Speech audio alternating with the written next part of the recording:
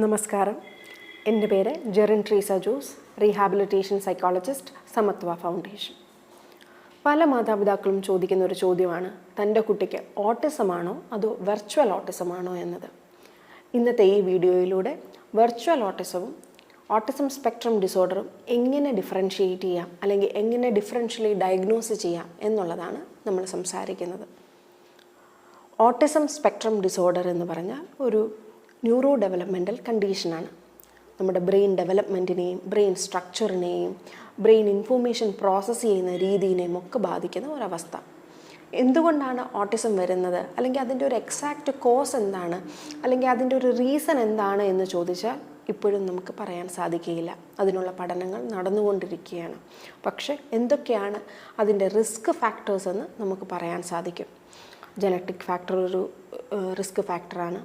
അമ്മയുടെ പ്രഗ്നൻസി പീരീഡിൽ അമ്മയുടെ മാനസികവും ശാരീരികവുമായിട്ടുള്ള ബുദ്ധിമുട്ടുകൾ ഒരു റിസ്ക് ഫാക്ടറാണ്. പ്രഗ്നൻസി കോംപ്ലിക്കേഷൻ ഒരു റിസ്ക് ഫാക്ടറാണ്. ലോ ബർത്ത് വെയ്റ്റ് ഒരു റിസ്ക് ഫാക്ടറാണ്. അങ്ങനെ റിസ്ക് ഫാക്ടേഴ്സ് നമുക്ക് പറയാൻ പറ്റും. പക്ഷേ ഒരു എക്സാക്റ്റ് കോസ് എന്താണെന്ന് ചോദിച്ചാൽ അതിന് ഉത്തരം നമുക്ക് ഇനിയും ലഭിച്ചിട്ടില്ല.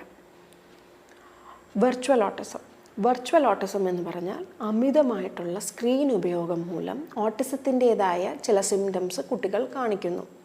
എന്തൊക്കെയാണെന്ന് വെച്ചാൽ കണ്ണി നോക്കി സംസാരിക്കാതിരിക്കുക, ബാക്കിയുള്ള കുട്ടികളുമായിട്ട് കളിക്കാതിരിക്കുക, ഇടപഴകാതിരിക്കുക, നമ്മുടെ ഇമോഷൻസ് മനസ്സിലാകാതിരിക്കുക, നമ്മൾ പറയുന്ന വാക്കുകൾ അല്ലെങ്കിൽ നമ്മുടെ ആക്ഷൻസ് അത് ഇമിറ്റേറ്റ് ചെയ്യാതിരിക്കുക, അല്ലെങ്കിൽ നമ്മൾ പേര് ചൊല്ലി നമ്മുടെ കുട്ടീനെ വിളിക്കുമ്പോൾ അതിന് റെസ്പോണ്ട് ചെയ്യാതിരിക്കുക, വേറൊരാളുടെ അടുത്ത് ചെന്ന് അവനവൻ്റെ പേര് പറഞ്ഞ് പരിചയപ്പെടുത്താൻ ബുദ്ധിമുട്ട് കാണിക്കുക. ഇതൊക്കെ ഓട്ടിസത്തിൻ്റെ ചില സിംറ്റംസാണ്. അത് വെർച്വൽ ഓട്ടിസമുള്ള കുട്ടികളിൽ നമുക്ക് കാണാൻ സാധിക്കും. അപ്പം വെർച്വൽ ഓട്ടിസവും ഓട്ടിസം സ്പെക്ട്രം ഡിസോർഡറും തമ്മിലുള്ള വ്യത്യാസം എന്താണെന്ന് ചോദിച്ചാൽ, വെർച്വൽ ഓട്ടിസം നമുക്ക് പൂർണ്ണമായിട്ടും ക്യൂർ ചെയ്യാൻ സാധിക്കും. ഒരു കംപ്ലീറ്റ് ക്യൂർ വെർച്വൽ ഓട്ടിസത്തിൽ ഉണ്ടാവും. നമ്മൾ സ്ക്രീൻ ടൈം റെഡ്യൂസ് ചെയ്ത് അല്ലെങ്കിൽ സ്ക്രീൻ ടൈം പൂർണ്ണമായിട്ടും മാറ്റിയിട്ട് കുഞ്ഞിന് പേരൻറ്റ് ചൈൽഡ് ഇൻട്രാക്ഷൻ കൂട്ടുകയും കുഞ്ഞുങ്ങളെ കളിക്കാനുള്ള സമയം കൂട്ടുകയും അതുപോലെ തന്നെ പ്രോപ്പർ ഇൻ്റർവെൻഷൻ, ഗോൾ ഓറിയൻറ്റഡ് ആയിട്ടുള്ളൊരു ഇൻ്റർവെൻഷൻ നൽകുകയും ചെയ്യുകയാണെങ്കിൽ നമുക്ക് പൂർണ്ണമായിട്ടും വെർച്വൽ ഓട്ടിസം എന്നുള്ള കണ്ടീഷൻ നമുക്ക് മാറ്റാൻ കഴിയും. എന്നാൽ ഓട്ടിസം സ്പെക്ട്രം ഡിസോർഡർ ആണെന്നുണ്ടെങ്കിൽ അതിനൊരു കംപ്ലീറ്റ് ക്യൂർ ഉണ്ടാകുകയില്ല. നമ്മൾ പ്രോപ്പറായിട്ടുള്ള ഇൻ്റർവെൻഷൻ കൊടുക്കുകയാണെന്നുണ്ടെങ്കിൽ അതിൻ്റെ സിവിയറിറ്റിയുടെ തോത് നമുക്ക് കുറച്ചു കൊണ്ടുവരാൻ സാധിക്കും.